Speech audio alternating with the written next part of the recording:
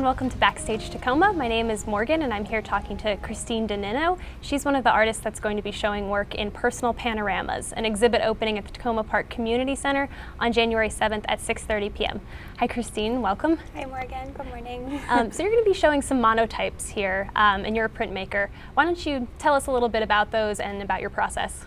So monotypes are sort of like a painterly print. Printmaking is technically done in an edition, and you usually set a number and there are multiples. And so I try to work more experimental and more painterly, and so each print is its own unique piece. They aren't duplicated like a typical or traditional printmaking process. Cool. So I noticed with your prints that they're very texture influenced and not, the color is a little subtler. Is that intentional, and where do you sort of get your style from?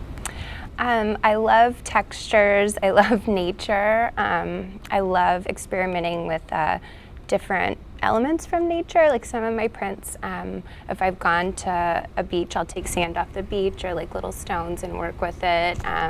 Different leaves or little things like that. I'm just so inspired by little things that I see every day. And I love color, but I love to see different depths of layers, and so sometimes I think the color can be overwhelming, and I like to feel like I'm kind of walking into a space or a print that's a little different, so. That's excellent. And you're a student, or you teach and you're an artist, and you try to marry both of those things together. So tell me a little bit about your teaching as an artist. Well, I did my graduate work at the Corcoran to get a master's in teaching, and I actually did my thesis on teaching artists, and it's really important to me. I think as an artist and a teacher, it's important to have time to do both, and I think they influence each other, and so I try to support other local teaching artists and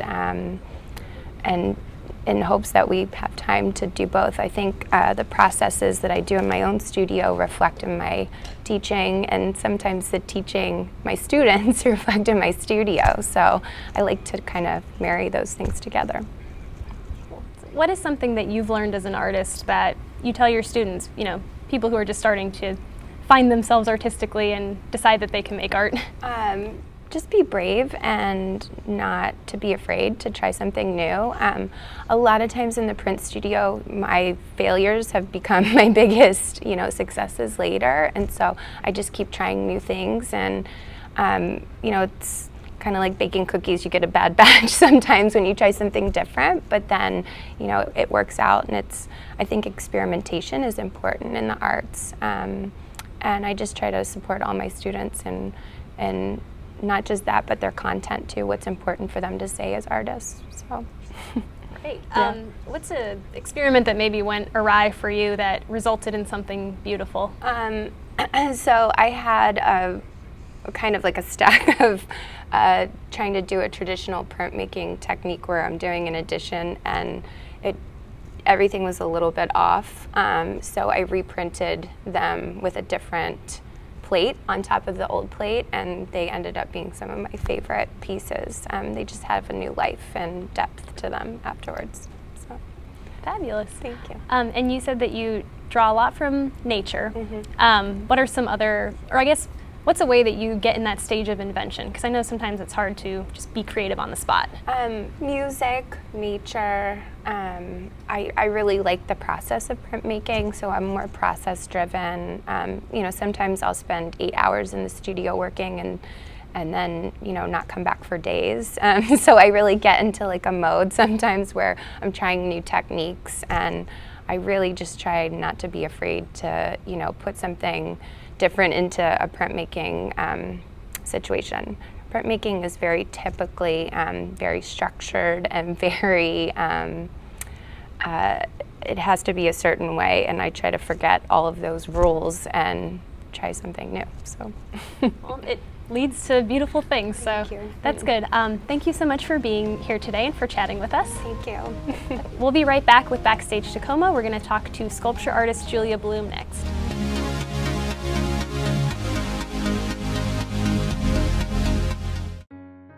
Every year, 8 to 12 million animals enter animal shelters nationwide.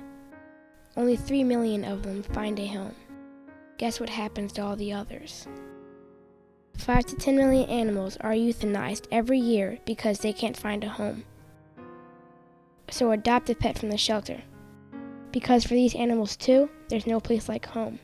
For more information on adopting an animal, call the Washington Humane Society at 202-723-5730 or visit their website at www.washhumane.com. The forest is special, magical, and very precious. One careless act caused by people, and its beauty could be gone for a lifetime. Protect our friends in the forest. Only you can prevent wildfires. To find out more, log on to SmokeyBear.com. Hi, and welcome back to BackStage Takoma. I'm here talking with sculpture artist Julia Bloom, who's going to be showing her work in the suspended space here at the community center. Hi, Julia. Thanks for being here. Hi, Morgan. So I guess the first thing we should talk about is how your sculpture is kind of balancing this delicacy of these natural items with also this strength and the strong lattice work that you have in your sculpture. Is this intentional, and how do you go about balancing those two things? Well, when I started making that sculpture, I felt that form follows function. Like, first of all, it had to be functional, it had to be strong. I didn't want anything rickety.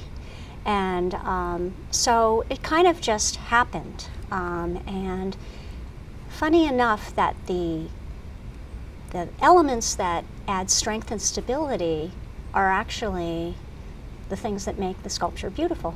Well, leads into my next question. Could you take us through your process? Because I know that there's a lot that goes into these, right?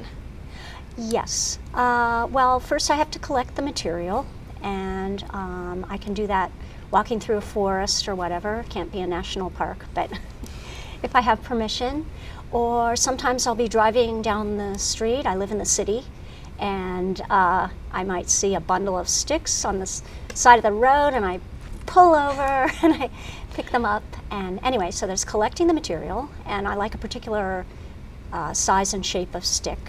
And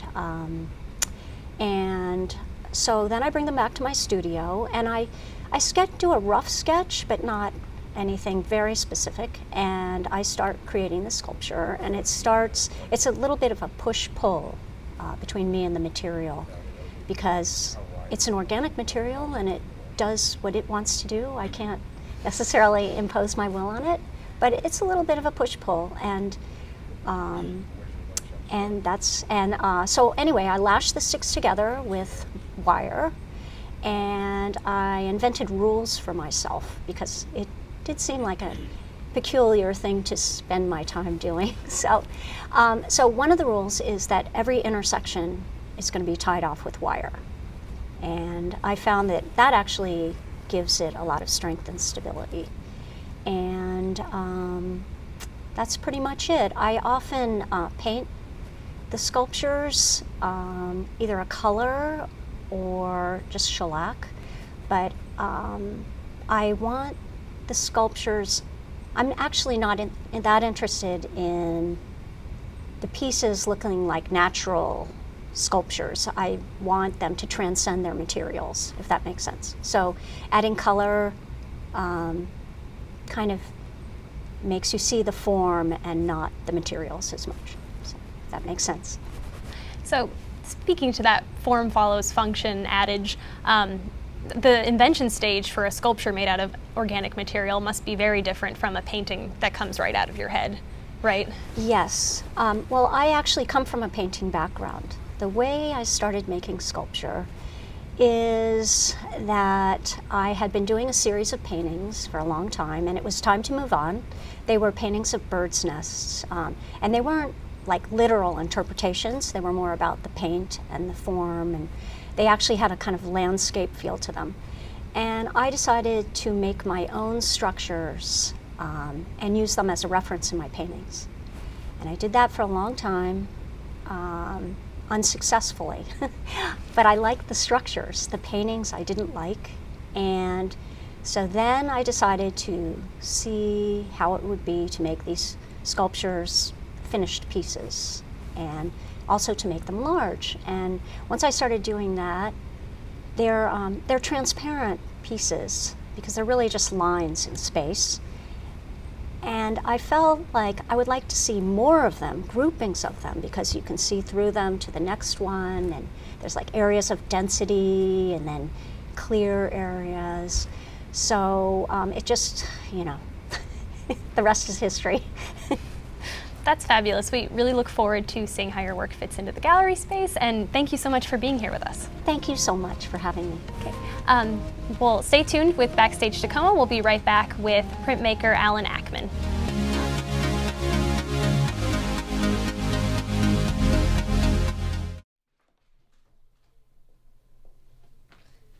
Grandma, she's here! Grandma! Okay, I'm ready. Hi, I'm Jackie. I'm here to pick up Mrs. Johnson. Hey, Mrs. Wells, she's ready. Mrs. Wells, thanks for coming. Oh, you're welcome. I'm glad you called the village at Takoma Park. Okay, let's go. The Volunteer Ride Program is one of the services offered to seniors who cannot drive themselves and who are members of the village of Takoma Park. The request for driving can be for doctor's visits, for shopping trips, or for social events. Regional rides are provided as long as volunteer drivers are available. The forest is special, magical, and very precious. One careless act caused by people, and its beauty could be gone for a lifetime. Protect our friends in the forest. We'll all pitch in. Only you can prevent wildfires. To find out more, log on to SmokeyBear.com. Hello and welcome back to Backstage Takoma. We're here talking with printmaker Alan Ackman, who's going to be showing some of his prints in the atrium space of the Takoma Park Community Center. Hi Alan, and welcome. Glad to be here. Good. So why don't you tell us a little bit how you went from, your professional life as a government consultant to making prints? It's kind of a cool leap to make. Well, when I stopped working, I had a list of things I wanted to do. One of which was to try and make a picture of my in-laws. We have a photograph of them, my father-in-law and mother-in-law standing in front of a shed. My father-in-law threw his hat up on top of the shed. I thought it was an interesting picture, kind of American Gothic. And I decided to try and make a screen print out of it, and had no idea how to do it. I've done artwork in oil painting and watercolors, but never printmaking. So I eventually found my way to Pyramid Atlantic Art Center, and I asked the screen print associates there if it was possible to do and if somebody could help me. And it turned out to be a 9-month project, but we eventually succeeded. And I found that screen printing was something within my skill set and something I enjoyed doing, and I basically have been doing it ever since. So that was one of the things on my list of things to do when I stopped working. And I've never gone to the rest of the stuff on my list. I've been screen printing ever since. That's awesome. One of the things that strikes me as a viewer of your prints is your use of color. Is that an easy thing for you to master, or is it something that you kind of have to edit and restart, the different color combinations? I've kind of learned along the way. Most of my prints, well, actually all of my prints are based on photographs, so I have a starting point from the photograph. But I crop and change the image. It's not a duplication of the photograph, but that gives me a starting point. I had no idea of how to create the inks that I use. I mean, you get basically red, yellow, blue, but I'm using combinations to create various shades of all kinds of colors. So every print, like if it's a 10-color print, every color in that print I'm mixing, usually down in my basement in the laundry room, and making samples till I get the mixes that I'm looking for. And I don't have any formal training in color theory. It's just really just what I'm comfortable with. Working at Pyramid Atlantic, is there a lot of symbiotic back and forth between you and the other artists, and do you find yourself learning from them as well? Oh yeah, it's a great place. I like going there. If you run into trouble, there's always somebody around who you can talk to, and there's a lot of interaction. There's all kinds of people. There are kids that are coming out of high school and out of college and interning. There's elementary schools kids that come in for projects. There are adults that come in, and as well as the artists as well. I'm a regular person there, but there's a lot of interactions. It's a really exciting kind of place. It's great. So in your process personally, what part do you find that you maybe struggle the most with, and what part is more of an easy joy for you? I think the hardest part is mixing the inks, getting the right colors. I have I guess a lesson I've learned over the years that I've been doing this is that you have to adjust your dreams to, what I say is, you adjust your dreams to the reality of the squeegee. The process of pulling ink across a screen with a squeegee, it doesn't always, in theory it's easy, but in practice it's always a challenge. Every time I'm in the studio, something doesn't go right and you're troubleshooting to figure out what's going wrong. Do you have a favorite piece that you could tell us about? Actually, a lot of the pieces I like a lot. I just finished a set of 2 prints. They were based on a scene in Central Valley, California, and I transformed the photograph I had into an image of mostly sky, but one picture is called High Noon, which is a depiction of the farm in the middle of the day with condors flying above, and the companion picture is called Twilight, which is the sun after the sun has set and the sky is just turning colors of red and blue. So that's a pretty nice set, but all the pictures I'm putting in the show are really favorites. Cool. Well, we look forward to seeing all of your favorites in the show, and thank you so much for being here. Thank you for having me. Okay, keep watching, and we'll be right back with photographer Alex Keto.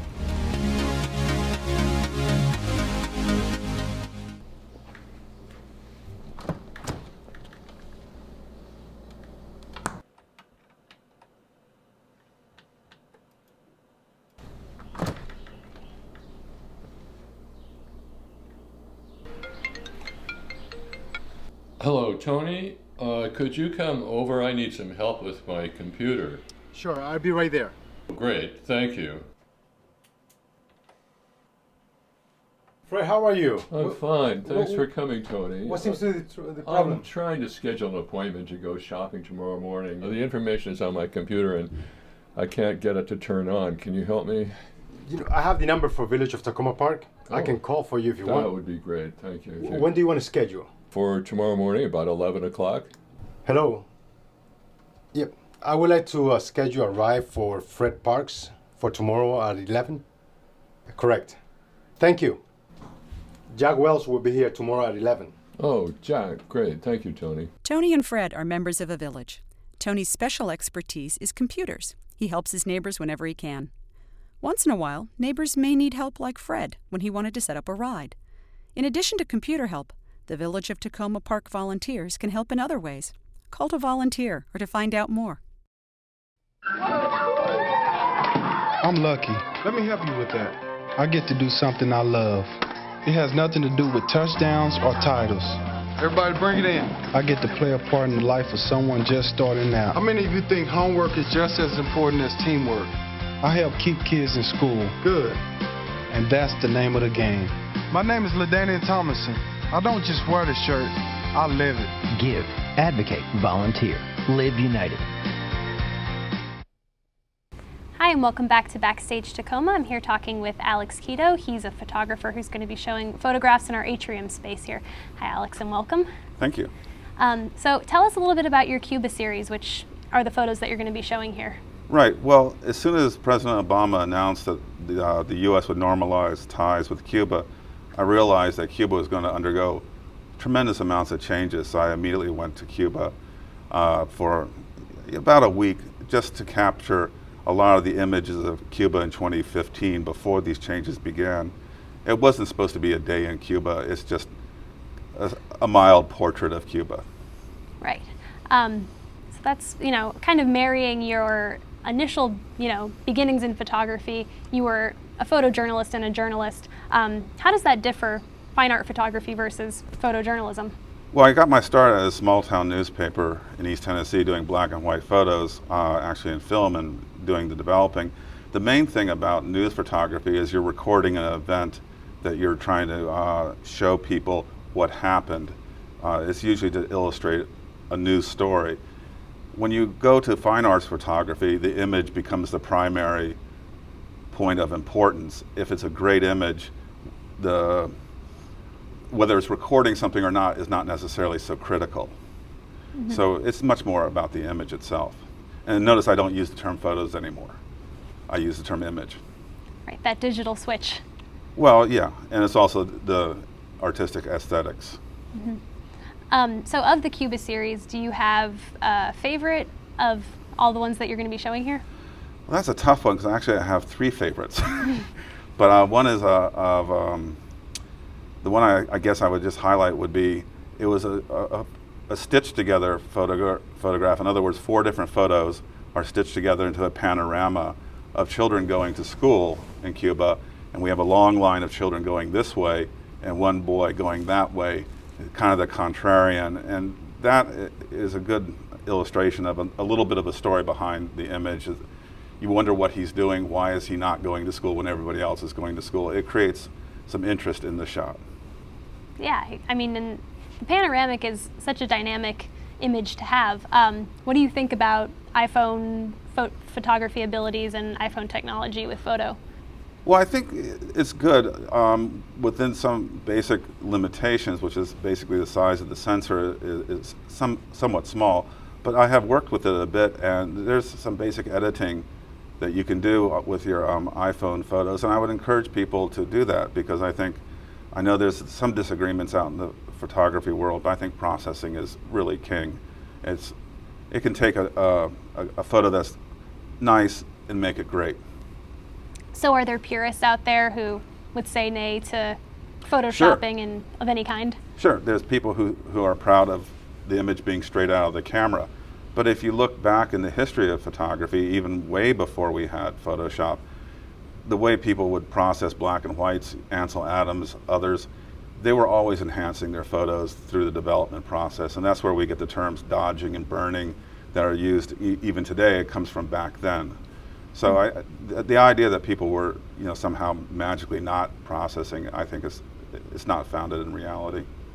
Right. And all of your work is, you punch up the color, you include people and the sort of landscapes and stuff. How do you know when enough is enough?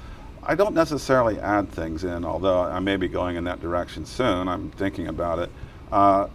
You have to, it's a matter of judgment. If you're going to intensify the colors, bring them out, maybe the image is initially a bit washed out, you have to look at little telltales. For instance, your whites.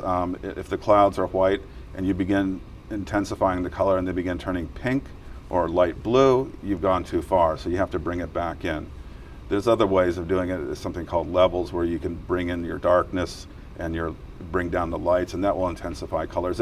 With Photoshop, there's oftentimes 5 or 6 different ways to achieve the same goal. So you're always balancing these different techniques. Mm-hmm. Well, that's awesome, and thank you so much for chatting with us today. Well, thank you so much for inviting me. Okay. Thank you for tuning in to BackStage Takoma. Be sure to come down to the Takoma Park Community Center on January 7th at 6:30 p.m. for the opening of Personal Panoramas. You can see art from Alex Keto and from the rest of the artists that are going to be on display. And if you felt like sticking around for a lecture, later that night at 7:30 p.m. in the Takoma Park Community Center auditorium, there's going to be a lecture titled Friends Indeed, American Quakers and Refugees from Nazi Europe, 1938 to 1941. Thanks so much for tuning in. Bye-bye.